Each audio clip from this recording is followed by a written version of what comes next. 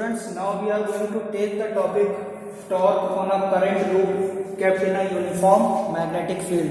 यानी कि अगर हम लोग किसी लूप को, रेक्टेंगुलर लूप है और उसमें करंट फ्लो कर रहा है, उसको अगर हम लोग किसी मैग्नेटिक फील्ड में प्लेस करते हैं, यूनिफॉर्म मैग्नेटिक फील्ड में, तो उस पर कैसे कपल जो है जनरेट होगा, कैसे उस पर टॉर्क अप्लाई होगा। देखिए, पहले मैग्नेटिक फील्ड, पहला केस है जब मैग्नेटिक फील्ड बोर्ड के अंदर जा रही है, ठीक है, और हमने एक लूप रखा है इस तरीके से, ठीक है, और इसमें करंट फ्लो कर रहा है I, current is flowing like this, ठीक। तो अगर हम लोग इस पे देखें, इसकी आर्म्स पे, ये जो आर्म्स हैं, इस पे फोर्स किस डायरेक्शन में अप्लाई करेंगे। ये वाली आर्म पे देखिए, मैग्नेटिक फील्ड ऐसे, करंट ऊपर है, तो फोर्स की डायरेक्शन ऐसे, इधर देखिए ऊपर, इधर देखिए इस साइड, और इधर नीचे। तो आप देख रहे हैं कि नेट फोर्स इस लूप पे क्या हो गई, जीरो। ये वाली फोर्स इसको कैंसिल कर रही है, ये वाली फोर्स इसको कैंसिल कर रही है, तो ये कॉइल जो है रोटेट नहीं कर पाएगा। That means there is no torque acting on this loop. अभी देखिए, इसका ये जो प्लेन है, ठीक है, इस प्लेन के परपेंडिकुलर डायरेक्शन में क्या होगा, मैग्नेटिक मोमेंट, ठीक है, जो ये होगा एम वेक्टर, ये आपका इसके परपेंडिकुलर होगा, परपेंडिकुलर डायरेक्शन क्रॉस करेगा, तो M vector and B vector क्या हो जाएगा, दोनों के बीच में angle between M vector and B vector is zero, क्योंकि बी अंदर जा रही है, मैग्नेटिक मोमेंट अंदर की तरफ है, तो दोनों के बीच में एंगल क्या हो जाएगा, जीरो। तो net torque will B zero, ठीक है। अगर हमने इसको थोड़ा इंक्लाइन कर दिया, ऐसे समझिए, पहले ये ऐसे रखा हुआ था, अब मैंने क्या करा, इसको थोड़ा ऐसे इंक्लाइन कर दिया, मैग्नेटिक फील्ड ऐसे, इसको थोड़ा इस तरीके से इंक्लाइन कर दिया, तो इस पे, इस वाली ब्रांच पे जो है करंट ऊपर जा रहा है, इधर करंट नीचे आ रहा है, इधर ऐसे ऐसे। तो इस वाली ब्रांच में देखिए, मैग्नेटिक फील्ड ऐसे है, करंट नीचे, तो फोर्स बाहर की तरफ, फोर्स बाहर लगेगी, इधर फोर्स इधर लगेगी, और ये वाली जो लेंथ क्यू आर है, इसको मैंने बी सपोज करा है, ठीक है, इसको आगे समझाएंगे। तो इसमें क्या हो जाएगा, क्योंकि इस पे फोर्स लग रही है, ठीक, और तो ये क्या करेगी, टॉर्क जनरेट करेगी, और इस कॉइल को ऐसे रोटेट कर देगी in the direction of magnetic field. ये क्या चाहेगा कि जो प्लेन है, plane of the coil should remain perpendicular to the magnetic field. जो प्लेन है कॉइल का, वो perpendicular to the magnetic field है। तो इस पे अगर हम लोग इसको इस तरीके से रखते हैं, ठीक है, तो क्या होगा, इस पे इस तरीके से फोर्स अप्लाई होगी, और इस तरीके से ये रोटेट हो जाएगा, ठीक है। तो हमने इसका ये वाले ब्रांच दिए, ये वाली आर्म क्यू आर, तो this is the arm Q R, ऊपर वाली Q R, this is P Q R S, तो ये ऊपर वाली ब्रांच को हमने दिखाया क्यू आर, ठीक है। अब इस तरीके से देखिए, ये क्यू आर है, ये दिख रहा है, इसमें करंट बाहर आ रही है ये वाली आर्म में, और ये वाली आर्म में करंट अंदर जा रही है, ठीक है। तो इसमें फोर्स की डायरेक्शन ऊपर, इसमें फोर्स की डायरेक्शन नीचे, ठीक है। और जो एम वेक्टर होगा वो perpendicular to the plane of the coil होता है, तो ये एंगल बना रहा है alpha with the magnetic field. Alpha क्या है, angle between normal of the plane and B vector, तो ये अल्फा है। जो plane of the coil, this is the plane of the coil making an angle theta with the magnetic field, ठीक है। हमने इसको कितना टिल्ट करा, पहले कॉइल कैसे था, पहले कॉइल ऐसे था, ठीक, तो हमने इसको इतना टिल्ट करा ऐसे, तो यहाँ पे ये वाला जो एंगल होगा ये भी अल्फा होगा, तो ये वाला जो साइड होगा, अगर हम इसके कंपोनेंट्स लें, इस वाले साइड के कंपोनेंट्स लें, तो ये अगर अल्फा, ये अल्फा है, तो ये क्या हो जाएगा, बी साइन अल्फा, ठीक है, this will be B sine alpha. Clear हो रही बात। तो यहाँ पे जो टॉर्क आएगा, टॉर्क क्या होता है, torque is force into perpendicular distance. Torque क्या होता है, फोर्स इनटू परपेंडिकुलर डिस्टेंस, ये होता है, ठीक है। तो फोर्स क्या है, इस आर्म पे फोर्स कितनी लग रही है, जितनी लेंथ है, तो फोर्स का फॉर्मूला हमें मालूम है, क्या होता है, I into L into B, आप पढ़ चुके हैं, ठीक है, I into L into B अगर एक कंडक्टर को हम लोग किसी मैग्नेटिक फील्ड पे रख दें और उसको जो उस पर फोर्स अप्लाई होगी वो क्या होगी, I L into B. What is the perpendicular distance for the line of action of force, that is B sine alpha into B sine alpha, B sine alpha. तो I into B, L into B क्या हो गया, area हो गया, length into breadth, area हो गया, this is sine alpha. I B into A, what is I B into A, I B into A. Current into area क्या होता है, एम वेक्टर क्या होता है, करंट इंटू एरिया वेक्टर ये होता है. तो आई इंटू ए क्या हो गया, एम, ठीक है. I into A is M vector और बी साइन अल्फा. तो इसको हम लोग इस तरीके से लिख सकते हैं, M vector cross B vector, this is the torque in vector form. तो M vector cross B vector is the torque acting on a rectangular loop kept in a uniform magnetic field. ठीक है. अब इसके आगे हम लोग देखते हैं कि जो गैल्वेनोमीटर होता है उस पर टॉर्क कैसे अप्लाई होता है, उसके कॉइल में टॉर्क कैसे अप्लाई होता है. ठीक है students, now we are going to take up the topic moving coil galvanometer. What is a galvanometer? Galvanometer is a instrument, it is a very sensitive instrument which is used to detect the current in a circuit, and it also tells the direction of current in which the current is flowing. It is going left side or right side. ठीक है.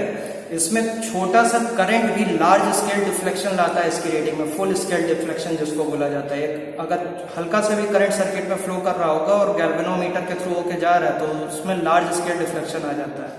इसीलिए इसमें क्या होता है कि heavy current इसके through हम लोग पास नहीं करते, क्योंकि हैवी करंट जैसे ही पास होगा इसमें क्या हो जाएगा, इसका जो कंस्ट्रक्शन है, जो वाइंडिंग्स हैं वो जल जाएंगी, वो डैमेज हो जाएगा. ठीक है. गैल्वेनोमीटर क्या हो जाएगा, डैमेज हो जाएगा. तो इसका कंस्ट्रक्शन देख लेते हैं हम लोग कैसे क्या है. ये टॉर्शन हेड है, ठीक है, एक नट टाइप का है, तो इसको बोला जाता है टॉर्शन हेड. और इसके थ्रू एक वायर आया है जिसको बोला गया है फॉस्फर ब्रोंज वायर. ठीक है. And there is a mirror attached over here, this is the concave mirror. इस मिरर से होते हुए ये वाइंडिंग्स आई सेम फॉस्फर ब्रोंज वायर की, और फिर यहाँ पे एक स्प्रिंग से ये अटैच हो जाती है. ठीक है. This is the helical spring. अब इस फ्रेम के अंदर एक एल्यूमिनियम का फ्रेम है जिसके अंदर एक सॉफ्ट आयरन का कोर रखा हो गया है which is of cylindrical shape, cylindrical shape का है. ठीक है. जब इसको ऊपर से देखेंगे ये हमें सर्कुलर दिखेगा, तो कुछ इस तरीके का दिखेगा. इस पे ये वाइंडिंग्स लगी हुई है. ठीक है. जो वाइंडिंग्स हैं वो लगी हुई है, और ये जो पोल्स हैं जो आपको सामने से ऐसे दिख रहे हैं, जब ऊपर से देखेंगे तो पोल्स कुछ कॉनकेव शेप के हमें इस तरीके से दिखेंगे. ठीक है. यहाँ पे जो मिरर लगा हुआ है इसका पर्पस ये है कि मिरर में अगर हम लोग स्ट्रेट एक लाइट बीम सेंड करें तो वो रिफ्लेक्ट होकर वापस उसी डायरेक्शन पे रिट्रेस कर लेगी उसी पाथ को. ठीक है. अगर ये मिरर थोड़ा सा डिफ्लेक्ट होता है तो ये लाइट बीम इस तरीके से आ रही तो इसका डिफ्लेक्शन कुछ इस तरीके से हो जाएगा लाइट बीम का. तो अगर हम लोग यहाँ पे एक स्केल लगा दें तो उस पर हमें रीडिंग मिलने लगेगी कि कितना डिफ्लेक्शन हुआ, और उसके थ्रू हम लोग क्या मेजर कर लेंगे, करंट. करंट जब इस वायर के थ्रू फ्लो होता है, ये जो करंट है जब इस वायर के थ्रू फ्लो होता है तो ये क्या होता है, ये ट्विस्ट होता है. ठीक है. ये घूमेगा. जब ये घूमेगा तो इसके नीचे जो स्प्रिंग लगी हुई है इसको वापस अपनी ओरिजिनल पोजीशन में रीस्टोरिंग टॉर्क लगाएगी, वापस उसी पोजीशन पर लानी चाहिए. ठीक है. तो ये क्या हो जाएगा, इसका टॉर्क जो स्प्रिंग का रीस्टोरिंग टॉर्क है वो इस टॉर्क के इक्वल हो जाएगा, तो जिससे कि वो अपनी ओरिजिनल पोजीशन पे आ जाए. अच्छा, इसमें एक क्वेश्चन पूछा जाता है कि ये जो पोल्स हैं इनका शेप कॉनकेव क्यों रखा गया. इनका शेप कॉनकेव इसलिए रखा गया जिससे कि रेडियल मैग्नेटिक फील्ड हो, रेडियल ऐसे, ये जो मैग्नेटिक फील्ड हो वो रेडियल हो, जिससे कि प्लेन जो है कॉइल का वो हमेशा parallel to the magnetic field बना रहे. क्योंकि इससे जो मैग्नेटिक फील्ड जाएगी, ये देखिए यहां से ये वाली जो मैग्नेटिक फील्ड है ये parallel to the plane of the coil है. तो इससे क्या होगा, जो टॉर्क एक्ट करेगा वो मैक्सिमम करेगा। जैसे कि अगर ये फ्रेम घूमा, ये फ्रेम घूमा, तो इस पे जो टॉर्क एक्ट करेगा वो वापस उसी पोजीशन पे लाना चाहेगा, तो इस तरीके से वापस आ जाएगा। ठीक है, इसीलिए इसको हमेशा उस तरीके से रखा जाता है, क्योंकि यहाँ पे जब टॉर्क क्या होता है, टॉर्क इस पे कितना एक्ट करेगा, इस पे कितना एक्ट करेगा टॉर्क, इसका एम वेक्टर कैसे होगा, this is the plane of the coil, this is the magnetic field.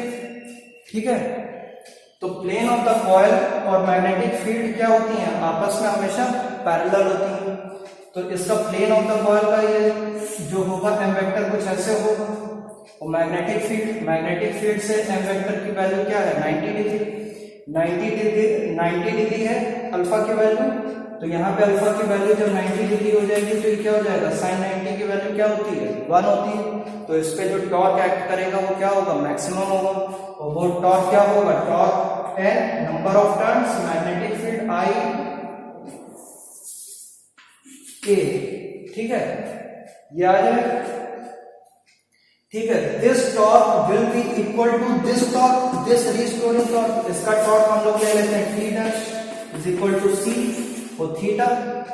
ठीक है, जो ये मिरर वाली बात मैंने बताई है, ये इसको बोलते हैं लैंप स्केल अरेंजमेंट। जो लाइट आ रही है टकरा के वापस जा रही है और थोड़ा डिफ्लेक्ट हो रही है तो इस तरीके से वापस जा रही है। ठीक है, तो यहाँ पे एक स्केल लगा देते हैं। ठीक है, तो इस तरीके से हम लोग एक यहाँ पे इस पे स्केल लगा देते हैं और ये एक मिरर है। ठीक है, तो लाइट यहां से ऐसे आ रही है फिर वापस उसी पाथ पे रिट्रेस हो रही है। ठीक है, तो इस तरीके से लाइट आई और अगर इसमें डिफ्लेक्शन हुआ तो इस तरीके से चली गई। तो ये जो एंगल, जितने एंगल से ये डिफ्लेक्ट हो रही है उसी के करस्पॉन्डिंगली ही हम लोग यहाँ पे लेंथ मेजर कर लेते हैं और हमें क्या पता चल जाता है, करंट की वैल्यू। ठीक है, इस लेंथ को हम लोग करंट के अकॉर्डिंग अरेंज कर लेते हैं, इसकी रीडिंग्स। ठीक है, जिससे कि उसके करस्पॉन्डिंगली ही हम लोग करंट को बता पाए कि उसमें कितना करंट फ्लो कर रहा है। ठीक है, तो ये हो गया। तो ये दोनों टॉर्क आपस में एक दूसरे के इक्वल हो जाएंगे। तो then B I A is equal to C theta is equal to C theta. ठीक है, तो यहाँ पे करंट कितना आ जाएगा, current will be C upon N B. A क्या है, A is the area of cross section, area of cross section. ये जो कॉइल्स उसके कोर में लिपटी हुई है, इसका एरिया ऑफ क्रॉस सेक्शन कितना है। ठीक है, तो this is a into theta. तो यहाँ पे देख रहे हैं सी, इसको बोलते हैं torsional constant, this is torsional constant. ठीक है, सी कांस्टेंट है, नंबर ऑफ टर्न्स कांस्टेंट है, magnetic field is constant because we are using permanent magnets, area of cross section is constant. तो यहाँ पे देख रहे हैं current is directly proportional to theta, current is directly proportional to theta. तो यहाँ पे थीटा एंगल कितना आया उसके करस्पॉन्डिंगली हम लोग क्या मेजर कर लेंगे, करंट। और यहाँ पे क्या होती है, नीडल अटैच होती है और ऊपर स्केल होता है। तो अगर ये घूमेगा इस तरीके से, अगर ये घूमता है तो नीडल भी रिफ्लेक्ट करेगी और नीडल ये घूम के इधर आ जाएगा और यहाँ पे क्या पता चल जाएगा, करंट। तो this is the working and construction of moving coil galvanometer. और ये किस प्रिंसिपल पे वर्क करता है, ये इस प्रिंसिपल पे वर्क करता है कि जब कॉइल है, जो फ्रेम है, अगर उसको मैग्नेटिक फील्ड में प्लेस करते हैं तो उस पर एक टॉर्क अप्लाई होता है। ठीक है, और इस टॉर्क के बारे में ऑलरेडी हम लोग डिस्कस कर चुके हैं प्रीवियस टॉपिक में। ठीक है, तो ये उसी प्रिंसिपल पे वर्क करता है। ठीक, तो आई होप ये टॉपिक आप लोगों को समझ में आ गया होगा। Thank you.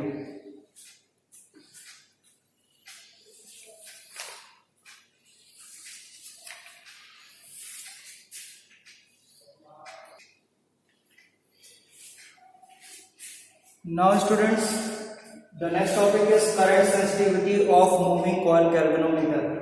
It is defined as the deflection produced per unit current flowing through it. Sensitivity क्या होती है, सेंसिटिविटी ये होती है कि अगर बहुत स्मॉल करंट फ्लो करे किसी सर्किट में और उसमें डिफ्लेक्शन ज्यादा हो तो हम कहेंगे कि सेंसिटिविटी ज्यादा है। अगर ज़्यादा करंट फ्लो कर रहा है लेकिन जो नीडल है बहुत कम डिफ्लेक्ट कर रही है, तो इसका मतलब क्या हुआ, सेंसिटिविटी कम है। तो it is defined as the deflection produced per unit current, यानी कि 1 एम्पियर करंट पे जितना डिफ्लेक्शन प्रोड्यूस्ड होता है flowing through it, that is current sensitivity. अगर ज़्यादा है तो it will be high, if it is low then low. तो थीटा अपॉन आई, थीटा क्या है, deflection per unit current is equal to NBA upon C। जो इससे पहले रिलेशन डिराइव करा था ये उसके थ्रू फाइंड आउट हुआ है, NBA upon C। Now what are the ways to increase the current sensitivity. Current sensitivity को कैसे इंक्रीज करेंगे हम लोग, यहां से देखिए इस रिलेशन से, अगर हम लोग n को इंक्रीज करते हैं, नंबर ऑफ टर्न्स बढ़ा दें तो करंट सेंसिटिविटी बढ़ जाएगी, मैग्नेटिक फील्ड स्ट्रेंथ बढ़ा दें तो बढ़ जाएगी, एरिया ऑफ क्रॉस सेक्शन बढ़ा दें तब बढ़ जाएगी। C को क्या कर दें, डिक्रीज कर दें, ठीक है, क्योंकि ये जो करंट सेंसिटिविटी है इनवर्सली प्रोपोर्शनल है। तो using a wire that has a low value of C, low value of C, low value of C का मतलब क्या होता है, थिन एंड लॉन्ग वायर अगर हम लोग यूज करें, जो फॉस्फर ब्रोंज वायर हम लोगों ने यूज करा था वो उसको और पतला कर दें और लंबा कर दें तो सेंसिटिविटी क्या हो जाएगी, बढ़ जाएगी, ठीक है। एरिया को हम लोग एक पर्टिकुलर वैल्यू तक ही बढ़ा सकते हैं, बहुत ज्यादा नहीं बढ़ा सकते, नहीं तो इतना बड़ा गैल्वेनोमीटर हो जाएगा। गैल्वेनोमीटर का साइज भी हमें छोटा रखना है जिससे कि वो पोर्टेबल हो, कहीं पर भी ले जा सकते हैं उसको। तो एरिया को एक पर्टिकुलर वैल्यू तक ही बढ़ाया जा सकता है, ठीक है। तो these are the ways to increase the current sensitivity. Now next is voltage sensitivity. It is defined as the deflection produced in the galvanometer when a unit voltage is applied across its coil. जितने भी coil होते हैं सबका एक value होती है, resistance होती है उसकी, तो वोल्टेज जो डेवलप करेगा V is equal to IR करेगा, ठीक है। तो अगर हम लोग इस इक्वेशन को, ठीक है, थीटा से न्यूमरेटर में मल्टीप्लाई कर दें तो क्या हो जाएगा, theta upon V is equal to theta upon IR।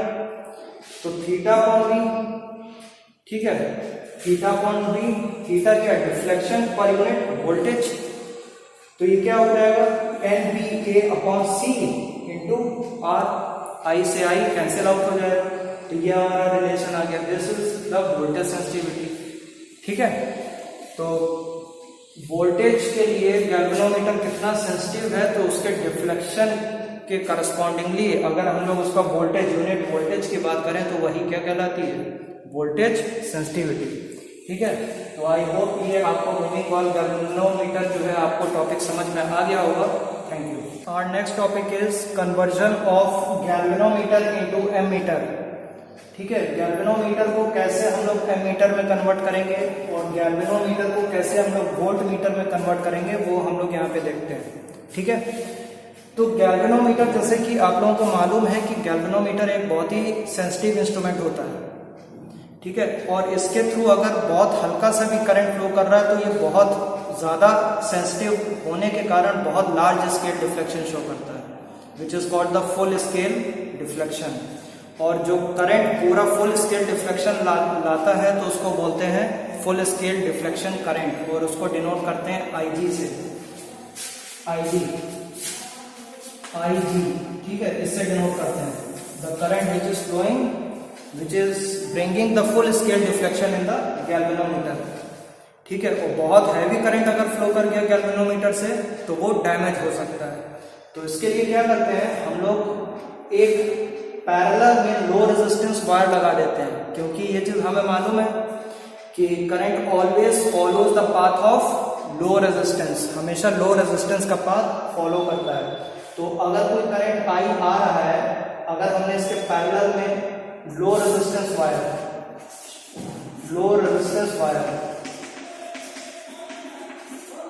ठीक है, और इसी को हम लोग बोलते हैं शंट।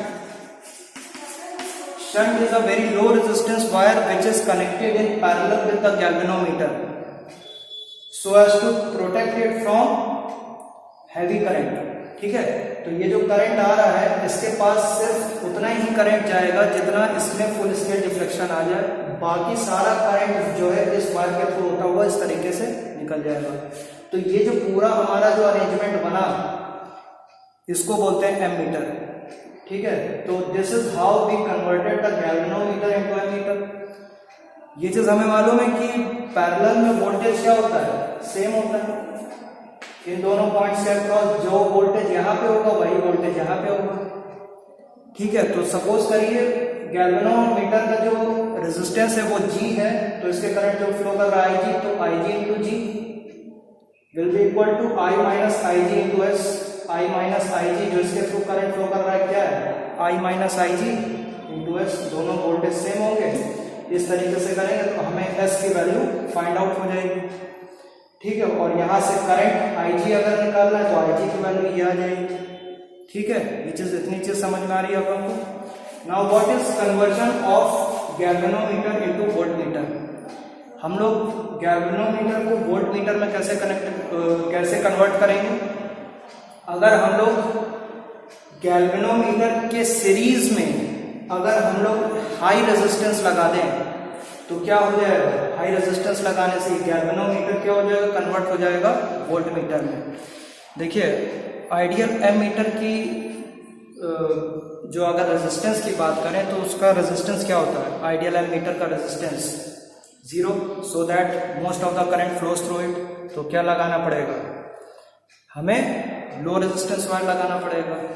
और आइडियल वोल्टमीटर की क्या रेजिस्टेंस की वैल्यू होती है, इन्फिनिटी, वेरी हाई होती है, जिससे कि उसके थ्रू करंट फ्लो ना करे।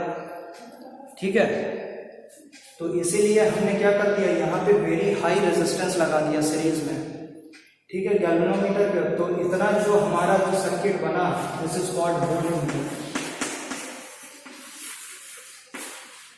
ठीक है, तो इसमें क्योंकि अगर इसके थ्रू गैल्वेनोमीटर के थ्रू हैवी करंट फ्लो कर गया तो ये डैमेज हो सकता है। तो करंट को हमें उतना रिड्यूस करना है कि जितना इसके थ्रू फुल स्केल डिफ्लेक्शन इसमें आ जाए, उतना करंट फ्लो हो इसके थ्रू जितना इसमें फुल स्केल डिफ्लेक्शन आ जाए, तो उतना हमें रेजिस्टेंस यहाँ पे कनेक्ट कर देना है इसके सीरीज में। तो अगर करंट इस तरीके से जा रहा है तो कुछ करंट इसमें जाए, कुछ करंट इसमें जाए। ठीक है, तो IG की वैल्यू क्या हो जाएगी इस करंट की, V upon G plus R। ठीक है, G प्लस R, इसमें कितना, इसका रेजिस्टेंस क्या है G, इसका रेजिस्टेंस क्या है R, तो इसमें करंट कितना जा रहा है IG, वो वोल्टेज कितना है V। ये वाला जो रेजिस्टेंस इसके अक्रॉस हमें क्या मेजर करना है, वोल्टेज। तो ये जो वोल्टेज होगा वही वोल्टेज तो यहाँ पर होगा नीचे, क्योंकि पैरेलल में क्या होता है, वोल्टेज सेम होता है। तो R की वैल्यू क्या आ गई, V upon IG minus G। वो गैल्वेनोमीटर का रेजिस्टेंस क्या, G is the resistance of the galvanometer. G is the resistance of galvanometer. ये क्या है, रेजिस्टेंस ऑफ गैल्वेनोमीटर।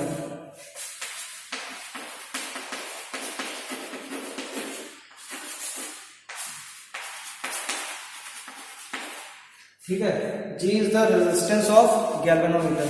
तो आई होप ये चीज आप लोगों को समझ में आ गई होगी, how you convert the galvanometer into ammeter and galvanometer into voltmeter. और ये बहुत ही इंपॉर्टेंट टॉपिक है, इसको एक ध्यान रखिए और अच्छे से पढ़िए इसको, क्योंकि अक्सर ये आपके बोर्ड एग्जाम में पूछ लिया जाता है। ठीक है, थैंक यू।